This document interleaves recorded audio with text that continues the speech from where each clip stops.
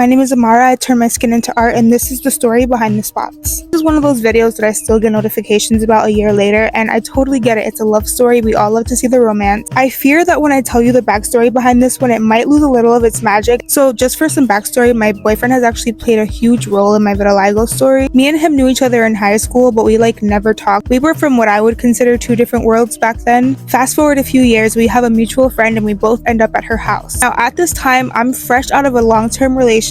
I'm not looking for anything serious. I'm not looking for anything at all, to be honest. But something about him caught my eye that night. We ended up keeping in touch from that point on, and by the time COVID came around, we were living together. This happened to be the very beginning of my vitiligo diagnosis. I still only had a few spots that I was able to cover up, so you can imagine how hard it is to be in the first stages of a relationship, covering up your skin with messy makeup and long sleeve clothing. But he was so good about being patient and being encouraging with me at every step of the way. We all know that COVID was when TikTok really popped off. I was obviously doom scrolling like we all were, and at this time people were really experimenting with the stuff they were putting on there, so it kind of felt like a safe space for me to explore, and I started posting my art spot. One thing led to another, and now sharing my skin and sharing my story is a huge part of my life, but it never would have started without my boyfriend's encouragement to share that first piece of content online. Circling it back to this video, I always really love including him in my content, not just because it's fun for me, but you guys all really love to see our dynamic together. So I had this really cute idea for him to paint my spots, and he was not feeling it at all. He doesn't like to be on camera, doesn't have any social media. He just likes flying under the radar, and since these videos tend to get a lot of attention when he's in them especially,